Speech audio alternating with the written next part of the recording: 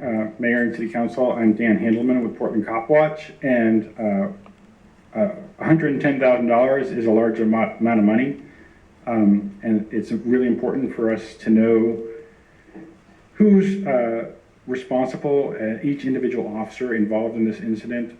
I couldn't find information about one of them, but I do have information about most of them.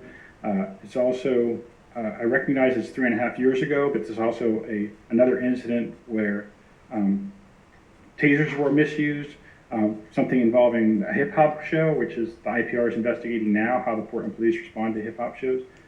And unfortunately, the second grandson of the same person, Pastor Mary Overstreet, who was attacked by the Portland police. Sir Millage was attacked in December 2006 and tasered 13 times, hit with batons.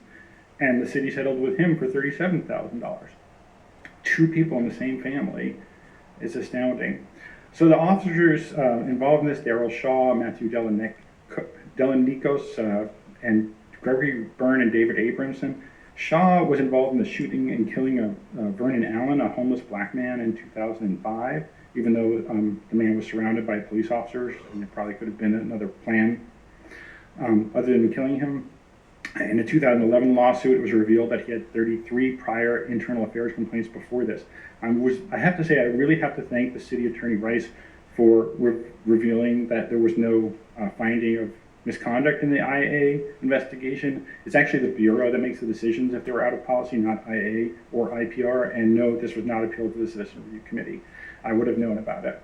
And Daryl Shaw and Matthew Delanikos were also named by a female recruit, whistleblower cop, as being abusive, and she was one of the reasons she decided to quit the Bureau.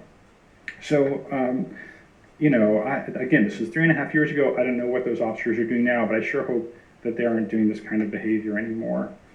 I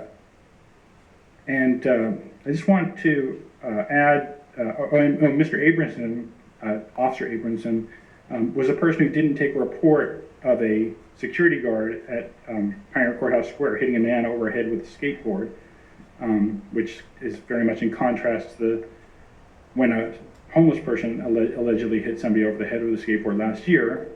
I know he's convicted for it. And there was a lot of investigation into that. So I just want to wrap up by saying, Mr. Mayor, we've been trying to get a meeting with you at Portland Cop Watch. We've met with every police commissioner before now. We met with you last year. We do want to talk about such details about these individual officers and other concerns that we have. And particularly now that we've learned that, as you mentioned, the Joint Terrorism Task Force a minute ago, we learned that you did not apply for or get security clearance as you promised this spring, and you said that if that happened, you'd bring it back to council this summer. So we do want to have a meeting with you if that's possible to do that.